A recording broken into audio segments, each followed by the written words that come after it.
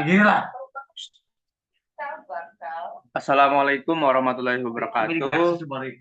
Cok, meneng cok.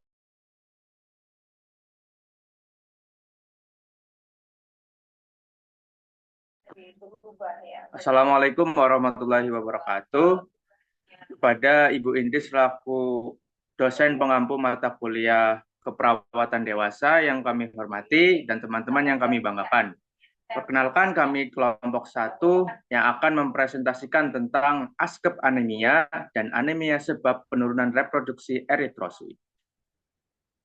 Kami beranggotakan, yang pertama adalah saya selaku moderator, dan yang kedua adalah Aifi Nuryana, yang ketiga Agustina Indri, yang keempat Aistika Vanessa, yang kelima Aisyah Rahmadani, yang keenam Alfiatun, dan yang terakhir adalah Aulia Naswa.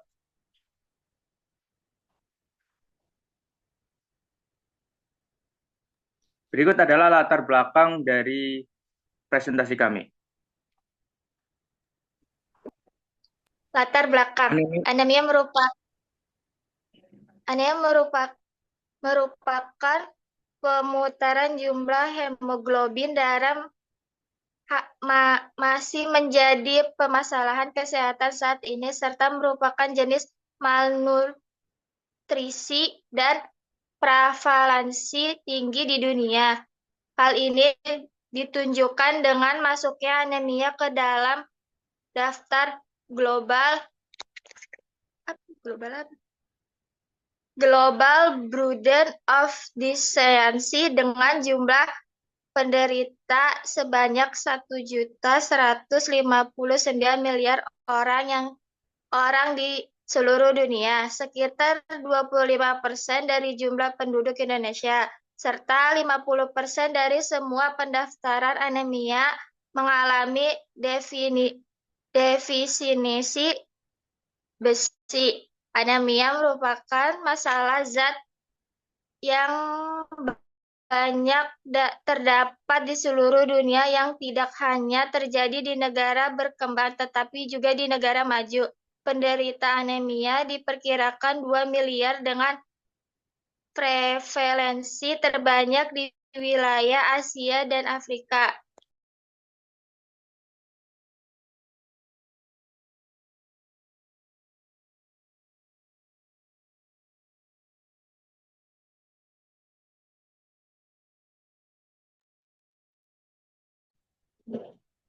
Pengertian anemia. Pengertian anemia. Anemia yaitu kondisi di mana total sel darah merah yang beroperasi membawa oksigen mengalami penurunan untuk memenuhi kebutuhan fisiologi tubuh. Keinginan fisiologi spesifik beragam pada manusia dan bergantung pada usia, gender, dan dikatakan anemia apabila hemoglobin berada di bawah normal. Presentase hemoglobin normal umumnya berbeda pada pria dan wanita. Untuk pria anemia hemoglobin untuk pria anemia didefinisikan seperti ketentuan hemoglobin kurang dari 13,5 gram dan pada wanita 12 gram. Anemia adalah jumlah sel darah merah atau besaran hemoglobin atau protein pembawa oksigen dan CO2 antara darah dan sel jaring. Sel jaring tidak memenuhi fungsi untuk memenuhi kejaringan perifer yang ditandai oleh penurunannya kadar hemoglobin, hemaktrosit, dan total sel darah merah di bawah normal.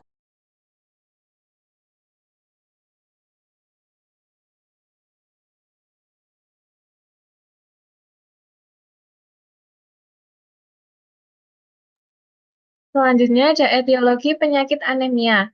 Anemia dapat disebabkan oleh berbagai faktor, termasuk produksi sel darah merah yang berkurang, sintesis hemoglobin yang terganggu, kerusakan sel darah merah yang meningkat, dan kehilangan darah.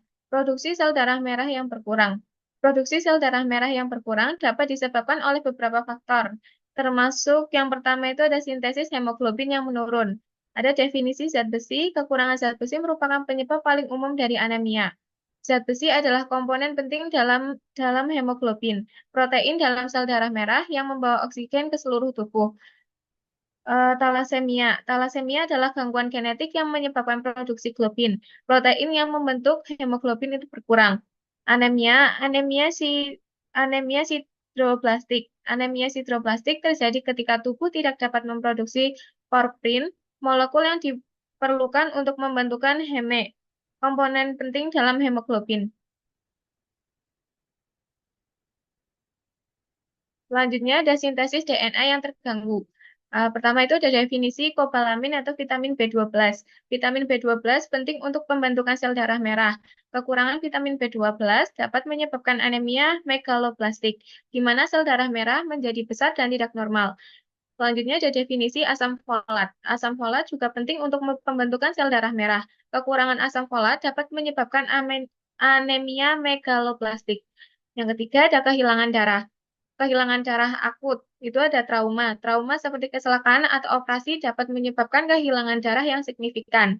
Yang kedua ada pecahnya pembuluh darah. Pecahnya pembuluh darah seperti aneurisma dapat menyebabkan peredaran internal yang signifikan.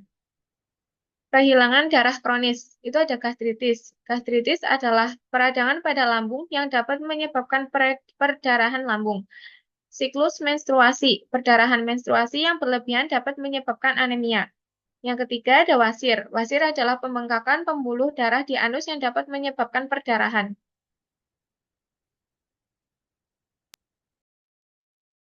C. Diagnosa penyakit anemia. Untuk data subjektifnya, yang pertama ada informasi kesehatan. Meliputi riwayat kesehatan masa lalu, kehilangan darah atau trauma-trauma baru ini, penyakit kardiovaskular kronis atau penyakit ginjal termasuk dialisis, sindrom malaabsorpsi, gastritis, atau hemoroid. Selanjutnya ada gangguan ekspresi spesialis penyakit sound merokok, paparan radiasi atau racun kimia, larsenik, timbal banzes, konser desus, nisisek. Dan yang keempat ada HV atau perjalanan baru-baru ini yang menunjukkan resiko infeksi, vagina, infark, miokard, riwayat jatuh.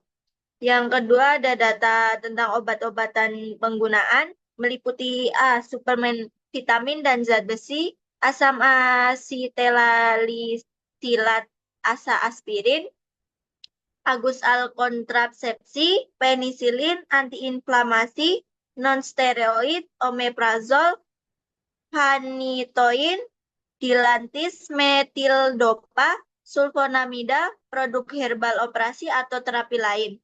Operasi baru-baru ini gastektomi, reksesi bousi kecil, katup jantung prostetik, kemoterapi, dan radioterapi. Yang ketiga ada data tentang sejarah diet, yaitu meliputi pola makan umum dan konsumsi alkohol. Yang keempat ada gejala, ada mual, muntah, anoreksia, disfagia, dispepsia, nyeri ulu hati, lidah penuh keringat malam, intoleransi dingin, berat badan, partus, panhematuria, penurunan sudput, uniari, anha, konstipasi perut kembung, bintang sari, tinja boti, flegue, kelemahan otot, dan kekuatan menurun dyspnea, ortopni, batuk, hemoptysis, sesak nafas saat beraktivitas, sakit kepala, presthesia pada kaki dan tangan, gangguan pengecapan atau pendengaran, vertigo, monoragia, meteorologi, kehamilan baru-baru ini atau saat ini pada wanita hamil, impotensi. Data objektifnya yaitu tentang yang pertama, data yang umum yaitu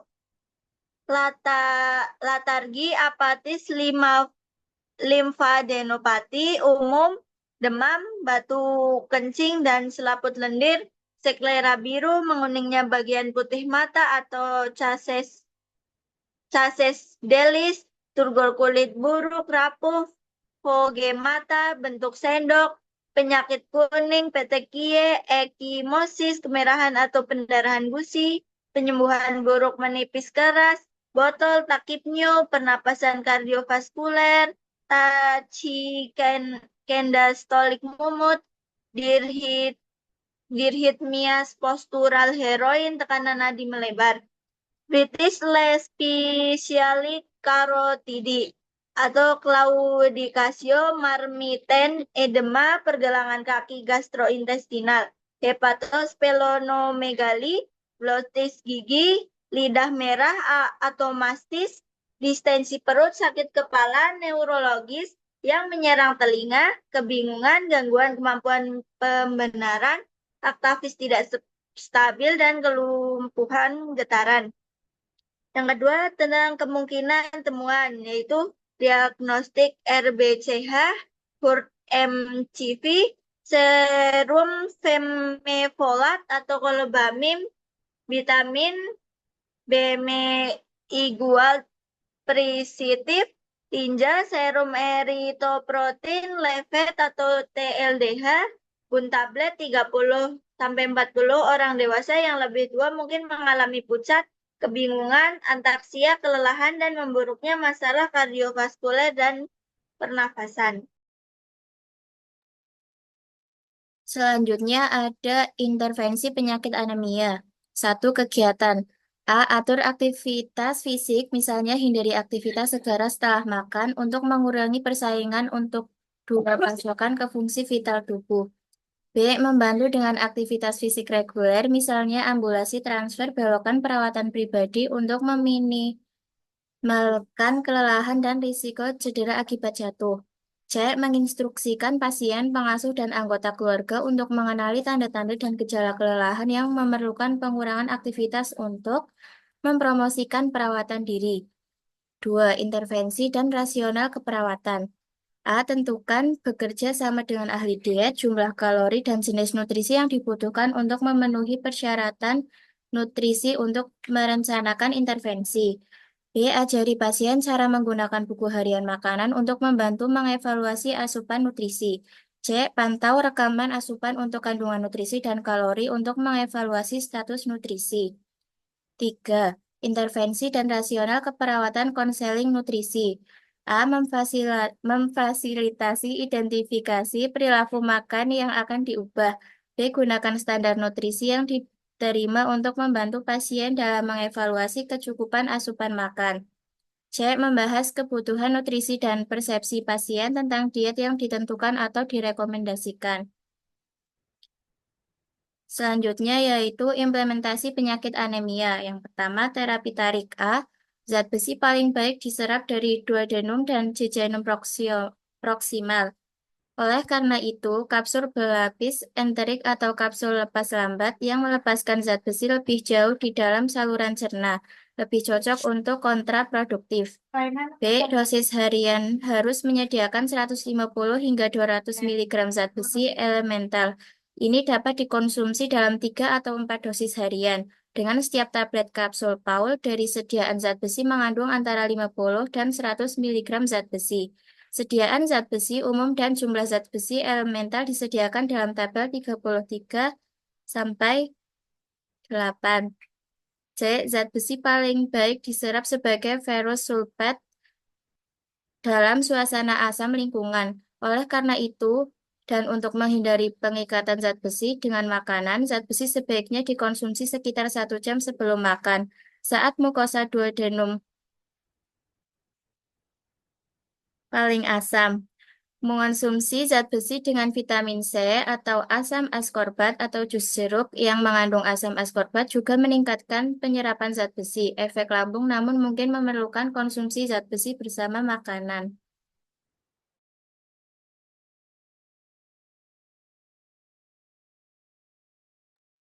Selanjutnya yang kedua terapi. Yang A. Gizi berperan dalam eritropis sumber makanan, kobalamin atau vitamin B12, pematangan sel darah merah, daging merah atau terutama hati, telur, produk biji-bijian yang diperkaya, susu, ikan, beras yang diperkaya, dan minuman kedelai. Yang B. kobalamin atau vitamin B12, pematangan sel darah merah, daging merah atau terutama hati, telur, produk, biji-bijian yang diperkaya, susu, ikan, beras yang diperkaya, dan minuman kedelai. Yang C. Koper, mobilisasi zat besi dari jaringan ke plasma, kerang, biji-bijian, utuh, kacang-kacangan, kentang jeroan, biji wijen, kangkung, makan, kedelai yang difermentasi. Selanjutnya, evaluasi dari penyakit anemia. Evaluasi yang diharapkan, evaluasi bertujuan untuk menilai apakah intervensi yang diberikan efektif dan apakah ada perbaikan dalam status kesehatan pasien. Beberapa indikator yang digunakan dalam evaluasi antara lain, yang pertama, penderita anemia mampu mempertahankan asupan makanan yang menyediakan kebutuhan nutrisi harian minuman. Yang kedua, mengalami nilai darah normal dan dari nutrisi yang diperlukan untuk mencegah anemia. Yang ketiga, berpartisipasi dalam aktivitas kehidupan sehari-hari, misalnya mandi, berpakaian, merawat, memberi makan, tanpa peningkatan abnormal pada denyut nadi dari tekanan darah. Yang keempat, secara verbal, pengetahuan yang diperlukan untuk menjaga nutrisi yang memadai dan manajemen regimen pengobatan. Yang terakhir, kenaikan kadar hemoglobin dan hematokrit dalam pemeriksaan laboratorium.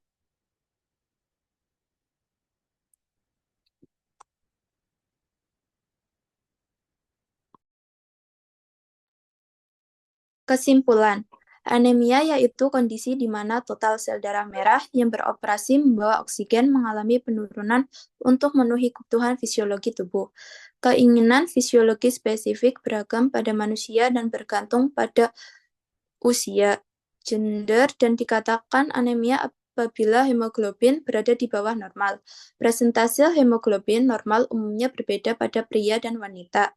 Untuk pria, anemia didefinisikan seperti ketentuan hemoglobin kurang dari 13,5 gram dan pada wanita 12 gram. Produksi sel darah merah yang berkurang dapat disebabkan oleh beberapa faktor yaitu sintesis hemoglobin yang menurun, sintesis DNA yang terganggu, kehilangan banyak darah, jumlah prekursor eritrosit yang berkurang, dan peningkatan kerusakan sel darah merah.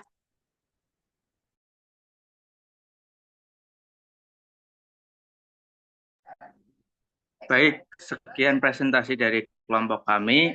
Kurang lebihnya mohon maaf. Terima kasih. Wassalamualaikum warahmatullahi wabarakatuh.